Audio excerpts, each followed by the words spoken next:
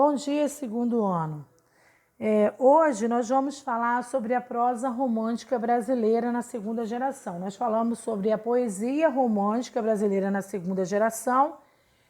A poesia ela falava muito sobre a questão ultrarromântica, sobre o mal do século, sobre o tédio, a melancolia, o homem fantasiar as coisas. Já na prosa romântica, não. O homem ele vai criar o folhetim, ele vai ver essa questão da difusão da prosa romântica. Essa difusão da prosa romântica, ela foi impulsionada pelo que nós chamamos de folhetim. Esse romance ele vai se tornar-se popular. Então vamos ver aqui.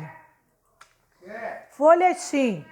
O folhetim, o romance de folhetim, ele fala sobre longa narrativa de caráter popular, cujos capítulos eram publicados semanalmente. Então vamos ver aqui. Capítulos de romances de periodicidade semanal. Então quer dizer, era periodicamente semanal, publicados em jornais. Então o folhetim, ele foi em romances, recebeu esse nome de folhetim porque era publicados em jornais. E o folhetim? O folhetim, o romance tornou-se popular, por ele o sentimento de democracia foi aflorado no país, foi alastrado.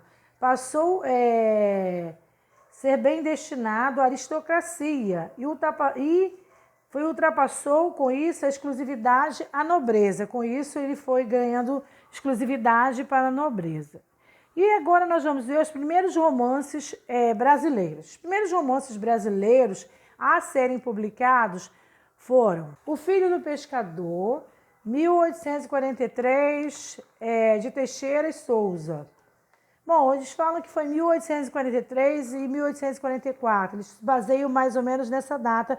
Foi mais ou menos esse que foi o início da prosa, né? Que eles falam que esses dois romances que disputaram o início da prosa romântica, esses dois romances aqui, A Morenia, 1844, de Joaquim Manuel de Macedo. A prosa foi manifestada como? Surgiu vários tipos de romances, então por isso que a prosa ela foi manifestada em vários tipos de romance. O primeiro romance aqui que nós podemos ver é chamado de romance indianista. O romance indianista, ele buscava valorizar o índio nacional, que era o herói nacional. Buscava valorizar o herói nacional, que era o índio. Ele era o herói nacional, que era o índio. Explorava-se temas como a natureza, o sentimentalismo, o heroísmo, que era representado pela nobreza de caráter e valentia das personagens. Então, a nobreza era a valentia, era representado de caráter e valentia das personagens. E vamos falar do outro romance, que é o romance regionalista. Representa o povo diferente dos nobres na corte. Por quê? Porque mostra o povo que mora no meio rural, que era o povo diferente da cidade. Era um povo sertanejo, que mostrava as paisagens e costumes do sertão. Por isso que chamava regionalista, porque fala da questão da vida rural, do povo do sertão, das paisagens e costumes do sertão. A palavra regionalismo, ela tem tendência literária que focaliza costumes e tradições de uma região. Utiliza muitas vezes as linguagens locais, como também fala José de Alencar, que ele é considerado um dos poetas principais na prosa literária brasileira. E vamos falar do outro romance, que é o romance urbano.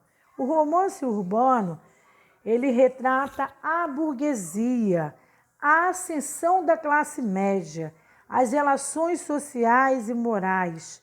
As narrativas, elas são lentas, descritivas de ambientações das personagens. Então, no romance urbano, fala muito da cidade. É diferente. O indianista, ele coloca a natureza, o sentimentalismo e valorização do herói nacional, o índio. O regionalista fala do meio rural, do sertanejo. O urbano fala das narrativas lentas, descritivas na cidade, fala das relações sociais e morais vividas na cidade. E vamos falar dos autores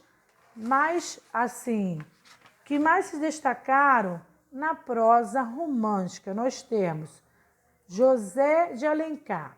José de Alencar, ele escreveu o Guarani. O Guarani é um romance indianista que conta a história de Peri e Ceci. Fala sobre os heróis do romance, integram-se no imaginário brasileiro como verdadeiros mitos. Iracema conta a história da Virgem dos Lábios de Mel, que era a Índia. É uma obra de linguagem de grande teor poético e com lendário para a narrativa. Cria o mito das origens de um povo. O Birajara também é um romance indianista.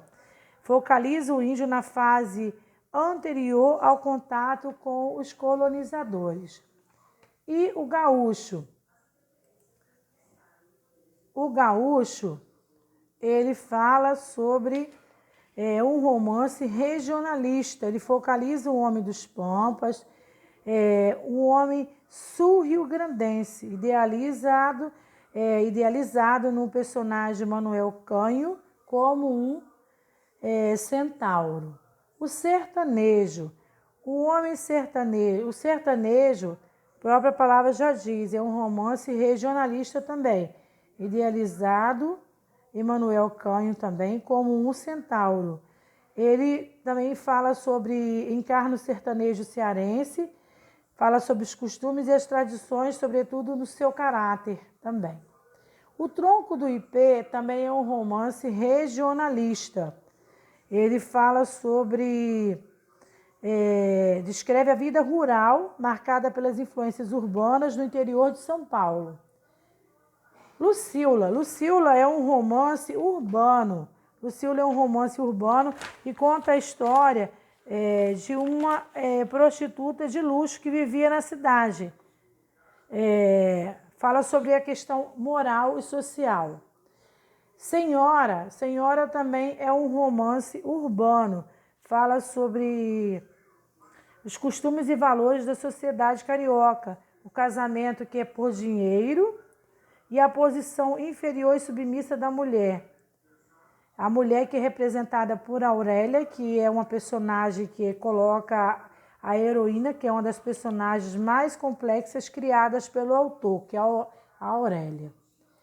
E nós temos aqui Bernardo Guimarães. Bernardo Guimarães, ele escreveu 2 romances, O Seminarista e A Escrava Isaura. O Seminarista e A Escrava Isaura são 2 romances aqui que ele escreve, são romances regionalistas. Também nós temos Alfredo Taunay, que também escreveu Inocência em 1872, que é outro romance regionalista. E por último nós temos Franklin Távora, que escreveu Um Casamento no Arrabalde, e O Cabeleira, que também é outro romance regionalista, que é uma prosa romântica regionalista. Então encerramos a segunda geração romântica brasileira, tá? Façam as atividades propostas por mim. Caso vocês tenham dúvida, me procurem no privado. Fiquem com Deus e até a próxima aula. Beijão para todos.